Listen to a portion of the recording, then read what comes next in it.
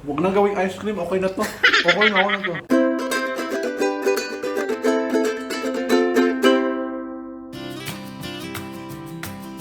Hi mga ka-wonders, how are you? This time, mag-attempt kami na gumawa ng ice cream. Cheese flavor, this will be our attempt number 1. Ice cream with Chef Mark. Yes, yeah. But ice cream ra. Wow! As kuyaw, kuwang ako. Purpose cream, Yes, mo na itong gamiton. condensed milk, and cheese.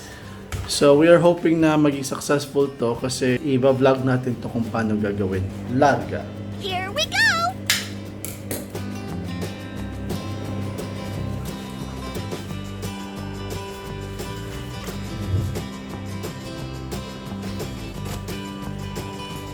So, dalawang Nestle cream.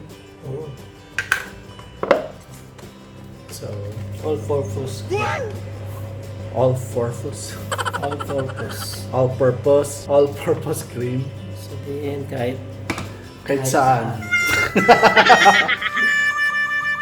So, may purpose-driven life din siya. Oh my God. So, tikman. Creamy. Parang gatas eh.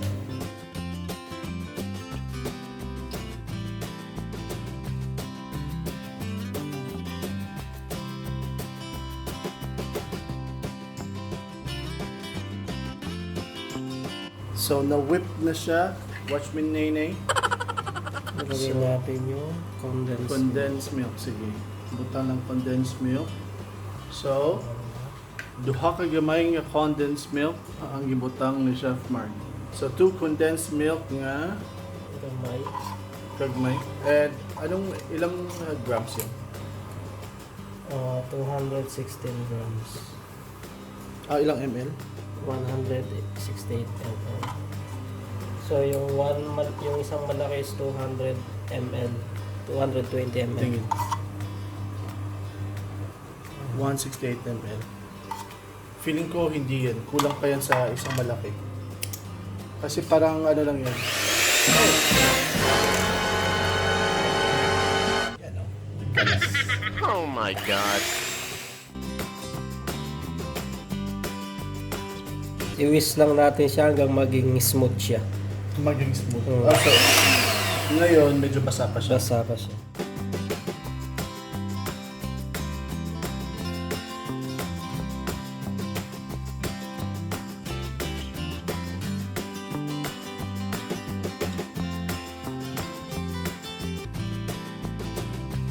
Yan. Tingnan yung consistency. Yan. Pero dapat siya mag-peak pa siya. Maging ano siya, foamy. Foamy pa. Mm. Foamy like parang icing na siyang dating. Hindi naman. Icing Ano parang lang, parang going to icing. going to icing na stage. O sige. So now, amo nang i-mix na namin yung cheese dito sa ano natin. Raw ice cream.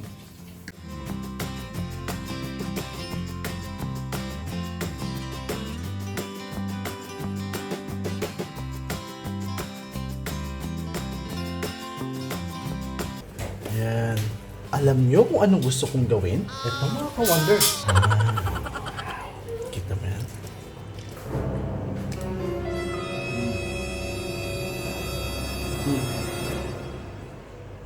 Huwag nang gawing ice cream, okay na to.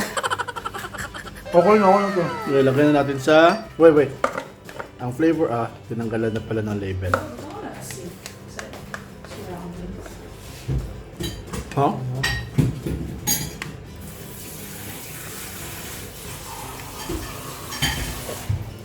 Di ba mong nabaligya? Asin? Oo, di. Nakada mo lang sa sorbetes. Kung sa inyo hangko ani anong cheddar? Kanila. Tapos cream o condensed milk. Kasya man. Gosh. Huwag sayangin. Kung may tira, hayaan mo na. Ako ang titira niya. May pagkakang nuts. Tapos pagganit na.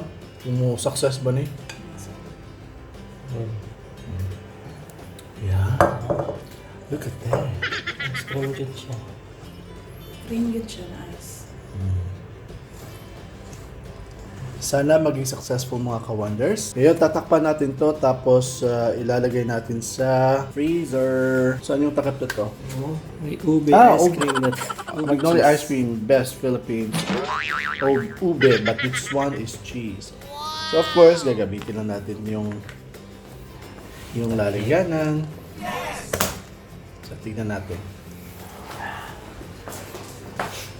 Ayan. Tadang! Nakakahiya yung fridge namin.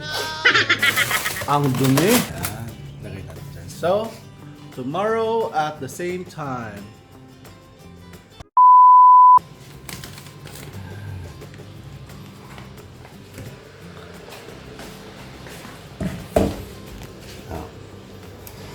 Now, let's see kung perfect.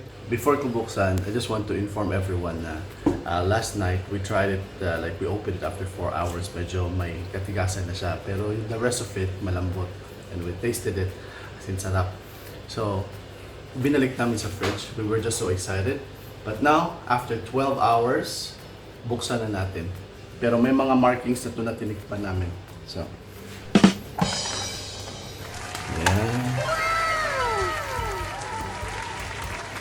Guys, ice cream talaga siya. Tigas na. Basahin muna natin ito.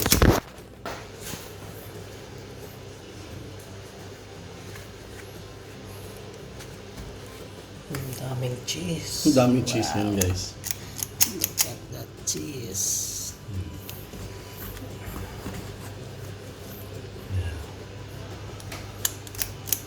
Okay na. See? Tingnan mo yung cheese. Yan. Yan yung layers of cheese, oh.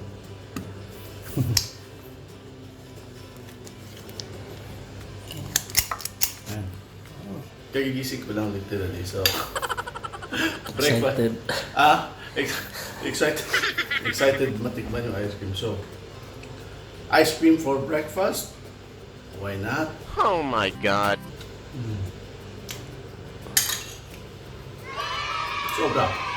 Sobrang sarap. Grabe. Pero, mamaya ako natutupos eh. Kape muna ako. Next time, coffee. Yes! Coffee, coffee ice cream. Yes. Since the perfect namin to, we're going to make other variations or other flavors of ice cream. Papakita namin sa inyo sa susunod na video. At least, the perfect namin to. There you have it mga ka-wonders. That's our ice cream testing number 1. Cheese ice cream. Napakasarap. And if you like this video, please click that like button. And then kung bago man kayo dito sa channel namin, sa Wondering Kusina, click that subscribe button. At saka click nyo na rin yung notification bell para updated kayo sa lahat ng bagong videos namin. Meron din kami Facebook, Instagram, at saka Twitter. Daghang salamat mga ka-wonders. On behalf of Chef Mark, ako si Chakoy. Stay cool, stay safe, and peace.